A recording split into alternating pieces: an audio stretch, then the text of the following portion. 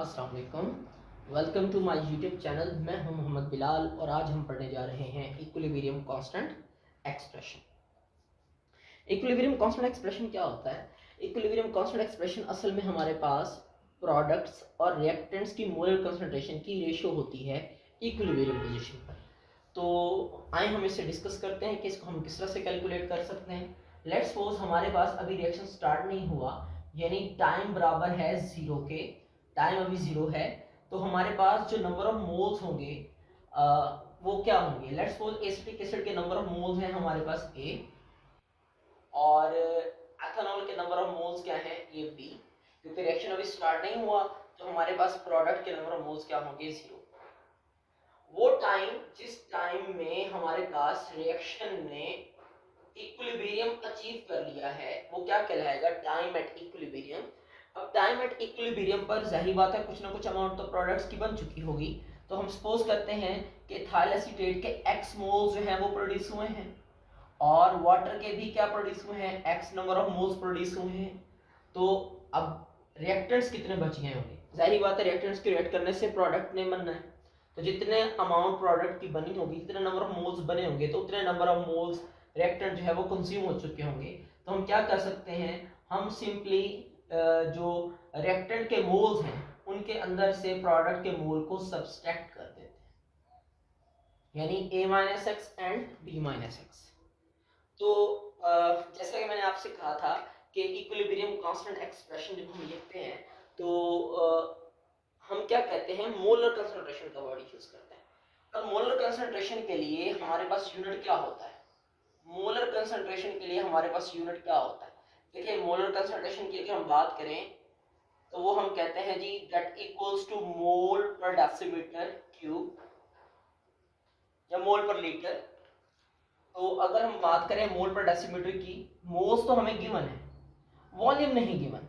ये डेसीमीटर की वॉल्यूम को यूनिट है ना, वॉल्यूम नहीं गिवन। तो हम इसे क्या करते हैं? वॉल्यूम से डिवाइड कर देते हैं। It is divided by V and it is the divide volume of solution, volume of reaction mixture, ना कि ये इंडिविजुअल वॉल्यूम नहीं है। ठीक है।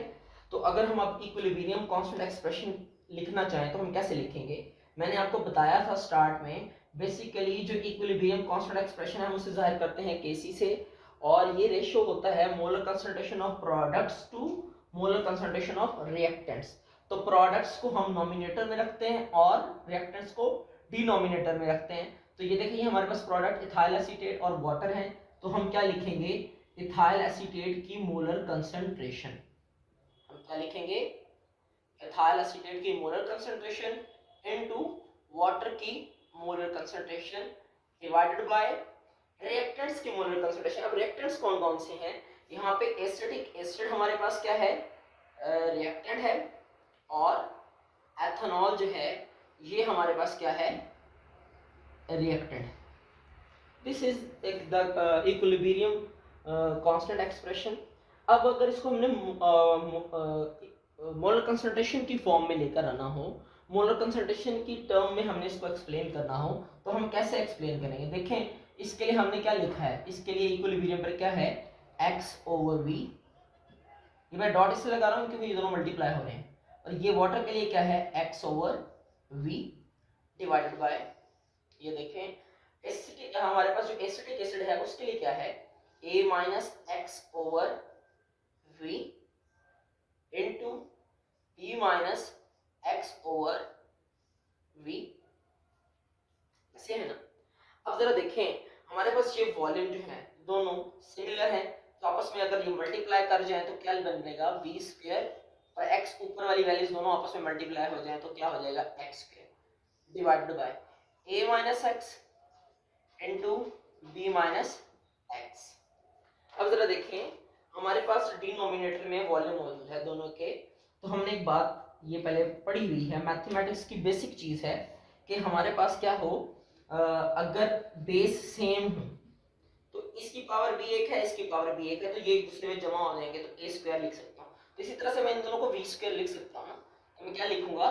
Divided by v square, divided bye v square. तो ये v स्क्वायर से कट जाएगा, तो आंसर हमारा क्या आएगा? x square over a minus X into B minus x.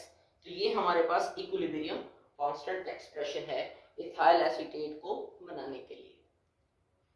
हम फर्दर आगे चलते हैं ammonia synthesis by Haber process.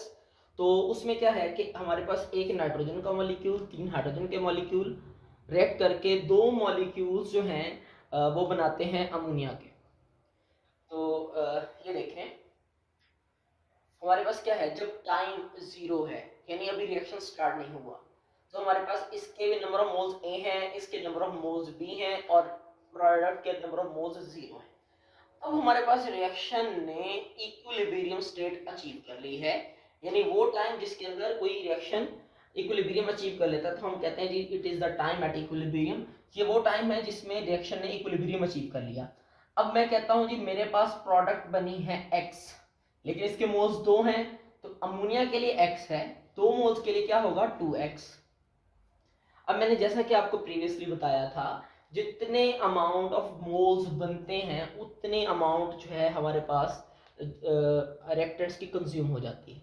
अगर हम यहाँ पे गौर करें अमोनिया के फॉर्मूला में, इसमें नाइट्रोजन और हाइड्रोजन की रेशो 1:3 है। नाइट्रोजन और हाइड्रोजन की रेशो 1:3 है, ठीक है।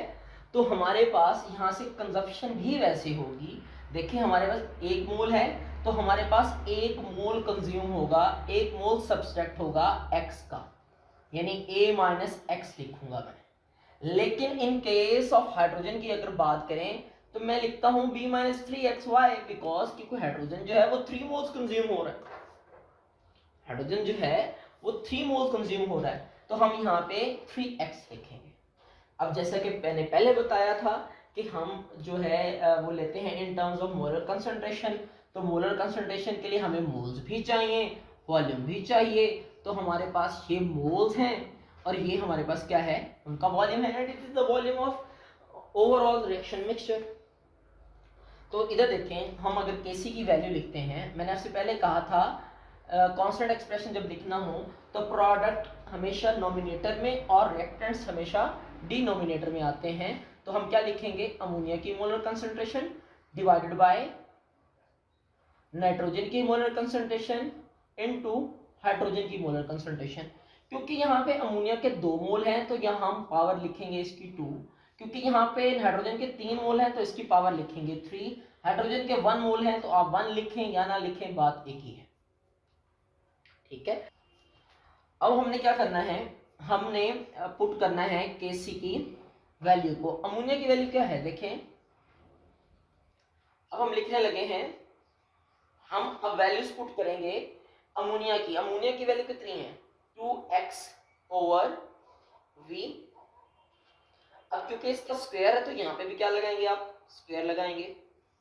नाइट्रोजन की क्या है, पावर 1 है तो 1 ही रहेगी, लेकिन नाइट्रोजन के लिए वैल्यू क्या लिखी थी हमने, a माइनस x/v।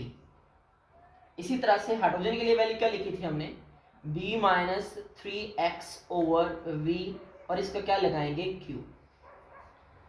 अब हम क्या करते हैं, हम देखें इस वैल्यू को अगर हम देखें तो हम इसकी इक्वेशन खोल देते हैं, ओपन कर देते हैं इसको, तो 4x²/v², ब्रैकेट्स ओपन कर दें इसकी, ठीक है। आगे देखें इसकी पावर 1 है, ये एज इट इज ही रहेगा, ये एज इट इज ही रहेगा। मैं लिखता हूं a माइनस x/v, ठीक है, और v को मैं यहां से बाहर लाता हूं क्यूब से, तो जाहिर बात है v का क्या हो जाएगी, v की पावर 3 हो जाएगी। वही प्रीवियस प्रिंसिपल कि अगर हमारे पास बेस सेम हो तो उनकी पावर जो है वो प्लस हो जाती है। इसकी पावर 1 है, इसकी पावर 3 है, तो क्या हो जाएगी पावर 4। तो हम क्या लिखेंगे 4x²/v² divided by a minus X into b minus 3x का क्यूब डिवाइडेड बाय v4। और आपको पता है डिनोमिनेटर के नीचे डिनोमिनेटर आ जाए तो इक्वेशन जो है वो इन्वर्ट हो जाती है, तो ये हमारे पास इन्वर्ट हो जाएंगे। तो हम क्या लिखेंगे 4x²/v² multiply v4 divided by a minus X into b minus 3x का क्यूब। अब देखिए इसकी पावर 2 है, इसकी 4 है, तो 2 इसमें से निकल जाएगी पावर, हम क्या लिखेंगे 4x² dot B square divided by a minus X into B minus 3x का cube, and that is the answer. Thank you so much.